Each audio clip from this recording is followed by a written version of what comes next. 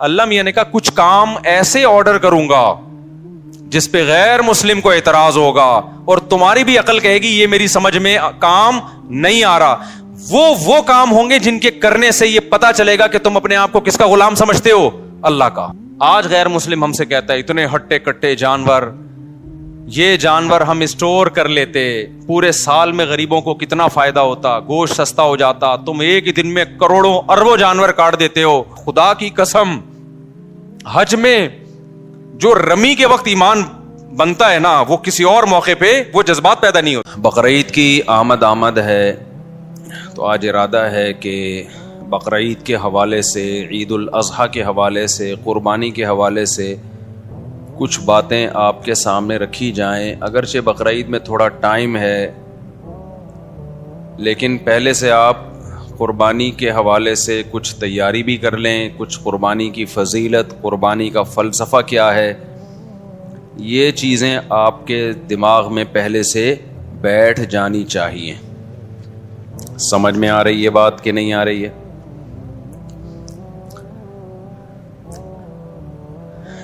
دیکھیں، اللہ تعالیٰ نے الحم سے لے کے والناس تک قرآن میں جو کچھ دعوے کیے، جو کچھ ہمیں سمجھایا، اس کا خلاصہ یہ ہے کہ اللہ یہ چاہتا ہے کہ میرے بندے میرا غلام بن کے رہیں. ویسے تو غلام ہیں، اللہ کی ملکیت ہے، لیکن یہ اس غلامی کو تسلیم کریں. عبدیت جسے کہا جاتا ہے، وما خلقت الجن والانس الا لیعبدون. اللہ کہتے ہیں میں نے جنات اور انسانوں کو صرف اپنی عبادت کے لیے پیدا کیا. عبادت کا مطلب عبد کہتے ہیں غلام کو، تو غلامی کے لیے بنایا اللہ نے. کس کی؟ اللہ کی.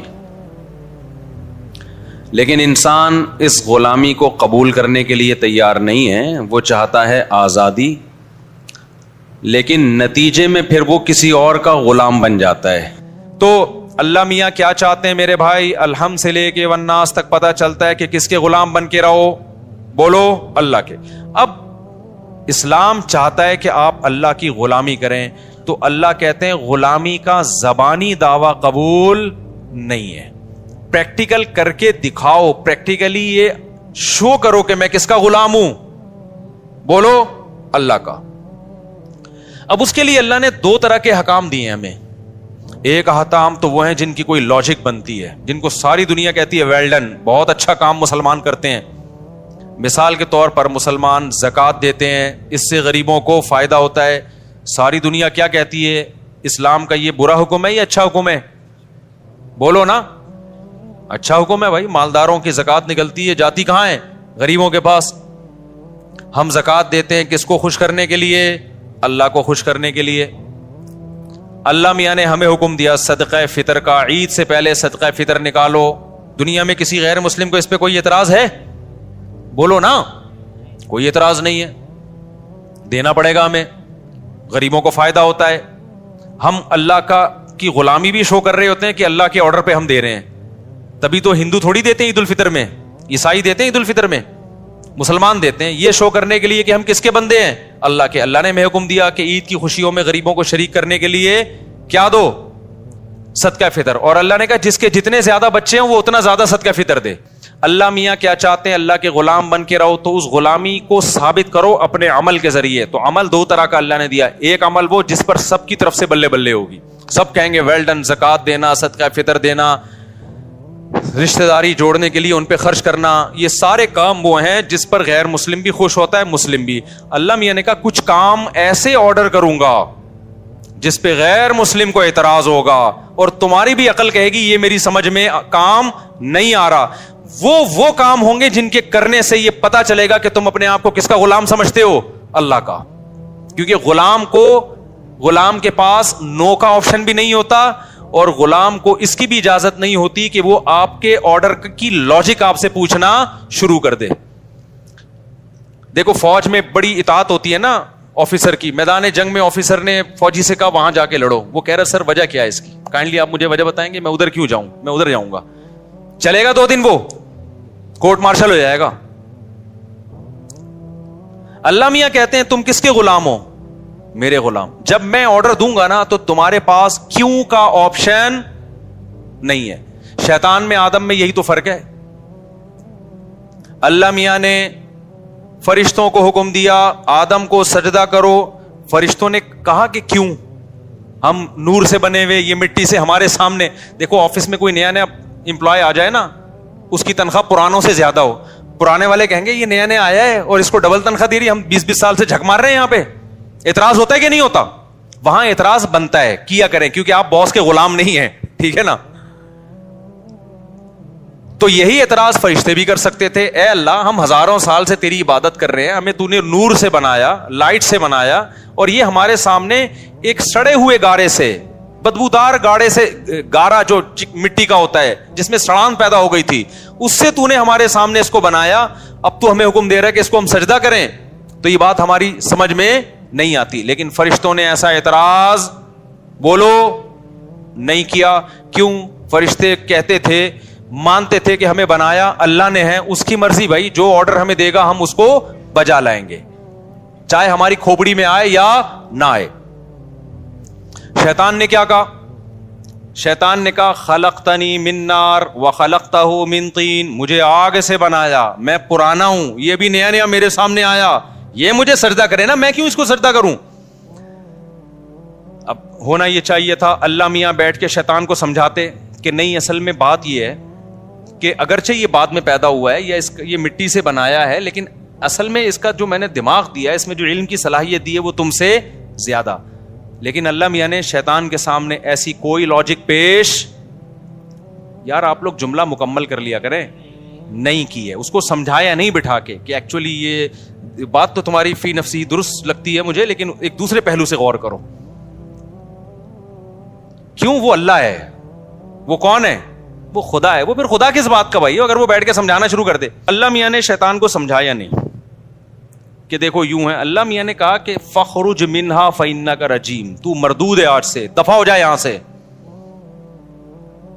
سمجھ میں آ رہی ہے بات کہ نہیں آ رہی؟ شیطان کو پھر بھی عقل نہیں آئی کہ اللہ غصے میں ہے, میں سوری کر لوں. شیطان نے کہا ایک تو میں بات ٹھیک کر رہا ہوں, ٹھیک ہے نا, اوپر سے بجائے اس کے کہ مجھے سمجھایا جائے, یہ میرے اشکال کو دور کیا جائے, الٹا مجھے دھتکارا جا رہا ہے. اب اللہ کو تو کچھ نہیں بگاڑ سکتا تھا نا. شیطان نے کہا یہ سب کس کی وجہ سے ہو رہا ہے؟ یہ جو نیا امپلائی آیا ہے نا, جس کی وجہ سے میری تنخواہ اس کو ڈبل دی جا رہی ہے, اب باس کا کچھ نہیں بگاڑ سکتے تو اس کی جڑیں کاٹنا. لوگ دفتروں میں بھی تو یہی ہو رہا ہوتا ہے. تو شیطان نے کہا اب خدا کے ساتھ تو کچھ نہیں کر سکتا, میں اس آدم کو نہیں چھوڑوں گا. میں اب تک اکڑا ہوا ہے, اب تک اکڑا ہوا ہے شیطان. تو اللہ میاں نے اس میں ایک سبق دے دیا کہ میرے کچھ احکام ایسے ہوں گے جن کی لاجک تمہاری سمجھ میں بولو نہیں آئے گی. تو جو میرے بندے ہوں گے مجھے مانیں گے, وہ لاجک جانے بغیر میرے حکم پر عمل کریں گے. قربانی بھی انہی اور حج بھی انہی حکام میں سے ایک حکم ہے. حج میں ہم شیطان کو کنکریاں مار رہے ہیں, وہاں کوئی شیطان نہیں ہے بھائی. ایک سعودی حکومت نے یہ لگایا ہوا ہے پتھر. ونس اپون اے ٹائم یہاں شیطان تھا جب ابراہیم علیہ السلام نے مارا تھا, اب تھوڑی وہاں شیطان ہے. اب تو وہ پتھر اس لیے لگا ہوا ہے تاکہ کسی اور بندے کو نہ مار دو آپ شیطان کے. تو ایک نشانی لگا دی بھائی یہاں مارنا ہے پتھر, ورنہ پاکستانی پتہ نہیں کدھر کدھر جا کے مار رہے ہوتے. پی ٹی آئی والے مسلم لیگیوں کو مار رہے ہوتے ہیں, مسلم لیگ والے پی ٹی آئیوں والے کو, اور شیطان پر رکھ کے آ جاتے. تو ہمارے یہاں تو اختلاف اعتدال سے نہیں ہوتے نا. تو وہاں حکومت سعودیہ نے نشان لگایا, ورنہ وہاں اصل میں کوئی نشان بھی نہیں تھا, اور وہاں ابھی شیطان ہے بھی نہیں. لیکن حکم دیا گیا کیا کرنا ہے بھائی. اب بے وقوف لوگ کہتے ہیں کیسا حکم ہے یار, جا کے پتھر مارو, اس کے لیے ہم 10-15 لاکھ روپے خرچ کرنے آئے ہیں یہاں پہ. لیکن جو خدا کو مانتے ہیں وہ کہتے ہیں جو خدا کہے گا ہم وہ, ان کو اس عبادت میں بڑا مزہ آتا ہے. خدا کی قسم, حج میں جو رمی کے وقت ایمان بنتا ہے نا, وہ کسی اور موقع پہ وہ جذبات پیدا نہیں ہوتے. لاکھوں لوگ ایسے دیوانوں کی طرح اٹھا کے کنکریاں, یا اللہ یہ 7 کنکریاں مارنے کے لیے 18 لاکھ روپے خرچ کر کے آئے ہیں. ہاں بھائی اسی کام کے لیے, کیونکہ یہ کنکری برائے کنکری نہیں ہے. یہ آرڈر کس کا ہے؟ یہ خدا کا حکم ہے, اس نے بولا ہے یہ کام کرو. تو جو اللہ کے ماننے والے, ان کے لیے یہ کنکری کا عمل ایمان کے بڑھنے کا ذریعہ بن جاتا ہے. جو نہیں ماننے والے وہ لاجک کی تلاش کرتے رہتے ہیں, یار اس کام, ایسے بھی لوگ ہم نے دیکھے ہیں لبرل لوگ, ابے یہ کیا ہے یار, عرفہ میں جا کے بیٹھ گئے, دھوپ میں جا کے بیٹھ گئے, اور بغیر سلے ہوئے کپڑے پہن لیے, بس وہ چادریں دو باندھ لی, کبھی ادھر جا رہے ہیں, کبھی مینا سے نکل کے ادھر جا رہے ہیں, کبھی مینا میں آ کے بیٹھ رہے ہیں. کیا ہے یار, یہ بور ہو جاتے ہیں لوگ, ٹینشن میں آ جاتے ہیں کہ اس کی لاجک کیا ہے, سمجھ میں نہیں آ رہا. اسی وجہ سے بہت سے حج کرتے ہی نہیں ہیں. لیکن جو اللہ کو ماننے والا ہے وہ کیا کرتا ہے, بھائی اللہ نے حکم دیا مینا جاؤ, اب میں مکہ میں نہیں ٹھہروں گا, مینا جاؤں گا. اللہ نے حکم دیا وہاں سے کہاں جاؤ, مکہ میں جاؤ, تو وہ مکہ جائے گا. اللہ نے حکم دیا اب طواف کرو, اب وہ طواف کرے گا. اللہ نے حکم دیا اب سر منڈاؤ, وہ کیا, اب بتاؤ سر منڈانا کیا عبادت ہے بھائی؟ اسلام تو زینت کو پسند کرتا ہے. سر منڈانا عام حالات میں کوئی سنت عمل نہیں ہے. نبی نے ہمیشہ بال رکھے ہیں, لیکن حج عمرے کے موقع پہ سر منڈا لیا. یا قصر کیا, قصر بھی جائز ہے, بال چھوٹے کرانا بھی جائز ہے.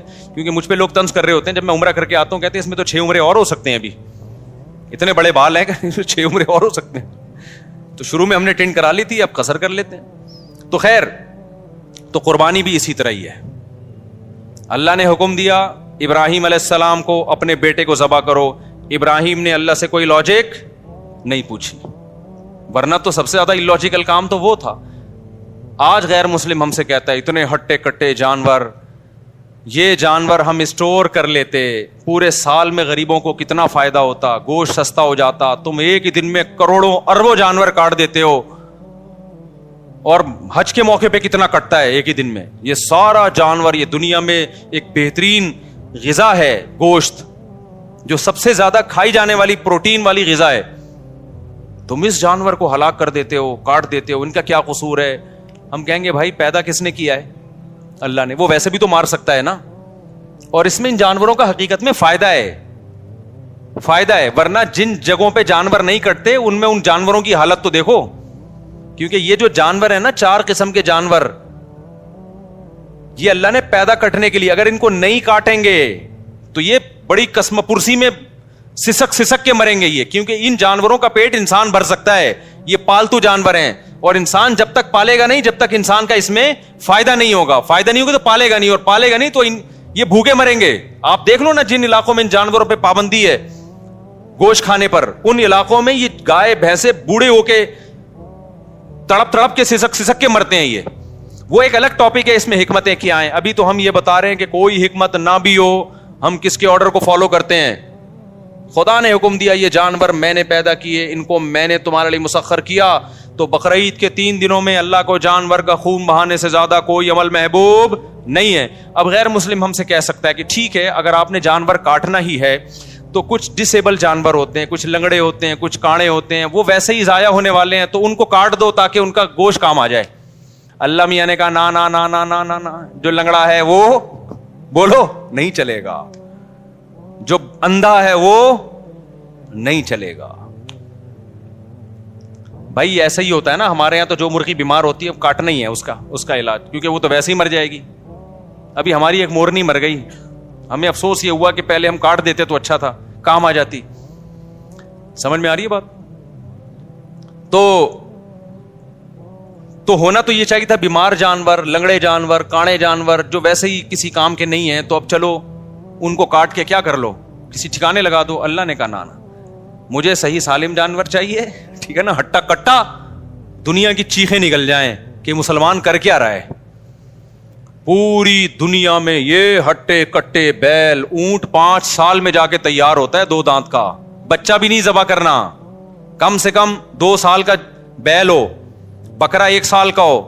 ورنہ لوگ کیا کرتے, چھوٹے چھوٹے بچے جن پہ ابھی پیسہ خرچ ہی نہیں ہوا ان کو ذبح کر دیتے. نا نا نا نا, تیار ہو چکا ہو, بھرا ہوا جانور ہو. بعض ایسے جانور ہوتے ہیں لوگ مذاق اڑاتے ہیں محلے والے کے, سوپ بنا کے پی لے بھائی تو اس کا, ٹھیک ہے نا. اللہ میں نے کیا کہا, اچھا جانور ہو. تو یہ بات بظاہر اللاجیکل ہے, لیکن مسلمان کا خدا سے رشتہ ہے. اور آپ کو پتا ہے قربانی کا حکم یہود و نصارہ کو بھی ہوا تھا, لیکن ان کے ہاں غامدی صاحب جیسے اسکالرز پیدا بہت پہلے ہو گئے تھے. انہوں نے ایکچولی کر کے نا سارے قرآن و سنت کا بیڑا غرق کر دیا ان کے اسکالرز نے, جو اب غامدی صاحب کوشش میں لگے ہوئے ہیں. کیونکہ ہر شریعت کے حکم میں نا وہ ان کی ایک اپنی وہ ہوتی ہے, ایکچولی یہ تو اس لیے تھا, ایکچولی یہ تو اس لیے تھا, ایکچولی یہ تو اس لیے تھا. تو کبھی حدیث کو مان رہے ہیں, کبھی حدیث کو نہیں مان رہے. جو حدیث ان کے فیور میں جائے گی وہ حدیث حجت ہے, جو حدیث غامدی صاحب کے فیور میں نہیں جائے گے تو حدیث وہ حجت نہیں ہے. تو یہود و نصارہ میں ایسے اسکالرز پیدا ہوئے, انہوں نے بھی قربانی, جو ان کو اچھا نہیں لگتا تھا ہم بکرے لا کے کاٹ رہے ہیں, قربانی کا حکم تمام امتوں میں رہا ہے, لیکن انہوں نے ایکچولی کر کے اصل میں تو غریب کا مقصد ہے, غریب کا پیٹ بھرنا چاہیے, تو ایکچولی غریب اس سے بہتر ہے اتنے کا بیل لے کر آ رہے ہو, بہتر نہیں کسی غریب کو کھانا کھلا دو اتنے کا, یا کسی غریب کی بچی کی شادی کرا دو. ہم کہتے ہیں ضرور کراؤ, بقرعید کے بعد کرا دو. آئی بات سامنے؟ شادی صرف بقرعید کے 3 دنوں میں نہیں ہوتی. دوسری بات یہ کہ آپ ایک جانور کر لیں, قربانی کی سنت بھی ادا ہو جائے گی, اور باقی پیسے کیا کر لیں, غریبوں کی مدد میں لگائیں. یہ فرض کیوں کر لیا گیا ہے کہ جو قربانی کرے گا وہ غریبوں کی مدد نہیں کرے گا؟ اور دوسری بات یہ کہ اسی گوشت سے بھی تو غریبوں کی مدد کی جا سکتی ہے.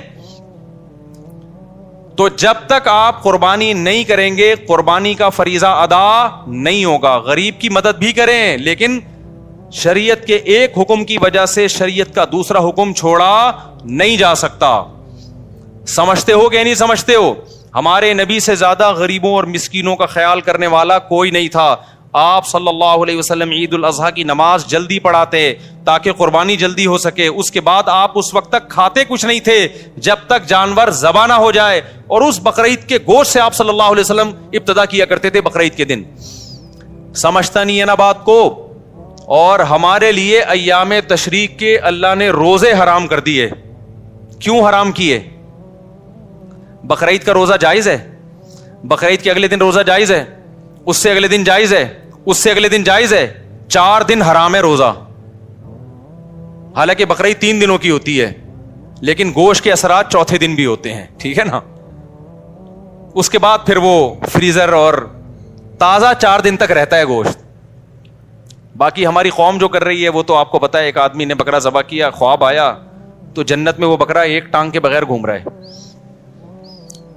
2 مہینے بعد اس نے خواب دیکھا کہ اس کا بکرا 3 ٹانگوں پہ گھوم رہا ہے جنت میں. اس نے کہا بھائی یار یہ کیا مسئلہ ہے؟ انہوں نے کہا ابھی تو لیگ پیس جو ہے نا ابھی تک تیرے فریج میں پڑا ہوا ہے, ایک ران دے 6 مہینے ہو گئے وہ تیرے فریزر سے نکلی نہیں ہے, وہ کھائے گا تو پھر یہ بھی آگے لگے گی.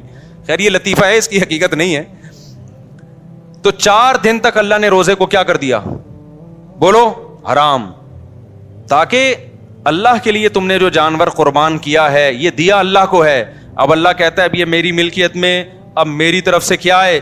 ضیافت ہے, یہ میری طرف سے میزبانی ہے. کھاؤ کلو منہا, خود بھی کھاؤ, واطعموا البائس الفقیر, اور محتاجوں کو بھی رج کے کھلاؤ. رج کے کھاؤ تے رج کے کھلاؤ. تو یہ کھانے پینے کے دن ہے, روزہ رکھنے کے دن. روزہ رکھا تو اللہ کی دعوت سے اعراض لازم آئے گا. تو یہ میرے بھائی جب تک ہو نہیں سکتا جب تک جانور کٹے نہیں. سمجھتا ہے بات کو؟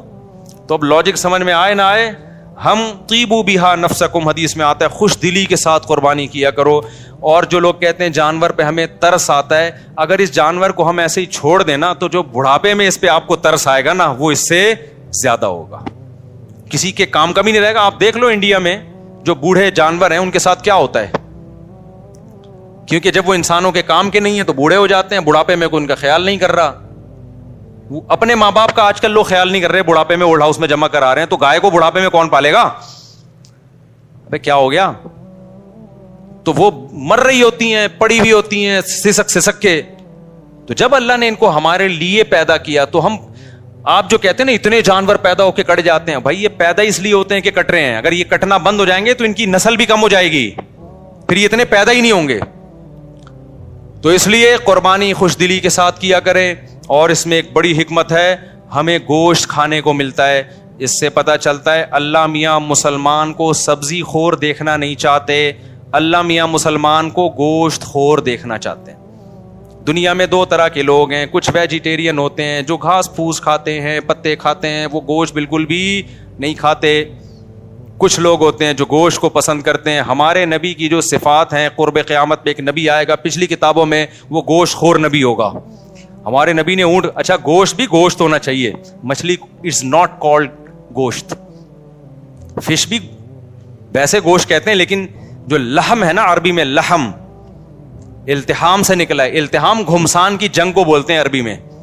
تو لحم میں بھی کیا ایک شدت پائی جاتی ہے گوشت میں. یہ شدت گائے میں, اونٹ میں, دمبے میں, بکرے میں پائی جاتی ہے, مرغی میں اور مچھلی میں نہیں پائی جاتی. کھائیں مرغی مچھلی بھی, قربانی ان کی نہیں ہوگی. اس سے پتہ چلتا ہے اللہ زیادہ پروٹوکول ان 4 جانوروں کو دے رہے ہیں. گوشت کھانا ہو تو اونٹ کا کھاؤ, یا بچیا بچڑے کا کھاؤ, یا دمبے کا بھیڑ کا کھاؤ, یا بکرے کا کھاؤ. آج کیا کھایا جا رہا ہے؟ بچوں کو تو کھلا ہی نہیں رہی یہ چیزیں, اور کھلاتے بھی کیسے, سارا فیٹ اس کا نکال کے نا, بالکل جو اصل اس کی جو طاقت تھی جس میں. دمبے کی چربی مہنگی ہو گئی سوراب گوٹ میں جب سے میرا بیان دمبے کی چربی کے فضائل پر آیا ہے. میں گیا چکی خریدنے, اس نے کہا مصعب آپ کا بیان آیا تھا نا چکی کے فضائل, دمبے کی چکی میں. واقعی یہ جو دمبے کی چکی ہے, اس کی جو چربی ہے, یہ بہت زبردست چیز ہے. کھایا کرو اس کو, پھر ورزش بھی کرو, ایسا نہ ہو دھماکے سے پھٹ پٹا کے ہلاک ہو جاؤ. تو ہمیں اللہ گوشت خور دیکھنا چاہتے ہیں. کیوں؟ گوشت کھانے سے جسم پہ گوشت چڑھتا ہے, جسم میں طاقت آتی ہے. آج تو میڈیکل سائنس لوگوں کو سبزیوں سے ہٹا کے کس پہ لا رہی ہے؟ گوشت پہ لا رہی ہے. بھائی سبزیاں بھی کھائیں, ہمارے نبی نے سبزیاں بھی کھائی ہیں, کھجور کھائی ہے اور بہت ساری چیزیں, لیکن گوشت مسلمان کے مذہب کا ایک حصہ ہے. جتنی بھی اسلامی دعوتیں ہیں نا, ان میں گوشت کا تذکرہ ملے گا آپ کو. سبزیاں کھائیں آپ, ہم نہیں منع کر رہے, ضروری ہے سبزیاں کھانا بھی, لیکن مسلمان گوشت سے اوائڈ کر نہیں سکتا. ایکچولی کیوں نہیں اوائڈ کر سکتا؟ 4 دعوتیں بس وہ بتا کے میں بیان ختم کرتا ہوں. اسلام میں دعوت ہے بقرعید کے موقع پہ, اس میں کیا دال چاول کا حکم ہے؟ گوشت. جب تک یہ 4 بڑے جانور نہیں کٹیں گے قربانی کا فریضہ ادا نہیں. اس میں بھی چکن نہیں ہے, چکن نہیں ہے, وہ گوشت جس میں لحم ہو. لحم کا مطلب التحام, شدت پائی جائے. کھاؤ تو پتا چلے کچھ کھایا ہے. دمبا کھاؤ تو پتا چلتا ہے کہ کھایا ہے. گائے کھاؤ تو پتا چلتا ہے, اونٹ کھاؤ تو. مرغی سے کبھی پتا چلتا ہے, کبھی نہیں چلتا. ہلکی چیز ہے نا وہ. دوسرا دعوت ہے اسلام میں ولیمے کی. جب آپ کی شادی ہوگی, اسلام کہتا ہے آپ نے کیا کرنا ہے, جب بھی ہوگی. ایک صاحب کو ہنسی آئی, میں نے کہا جب بھی, تو وہ ہنس رہے ہیں. جب بھی آپ کی شادی ہوگی آپ نے کیا کرنا ہے, ولیمہ کرنا ہے. اور ولیمے کے بارے میں بھی ترغیب یہ ہے, اولم ولو بشاتن, اگرچہ ایک بکرا کرو. تو وہاں بھی اصل کیا ہے ولیمے میں؟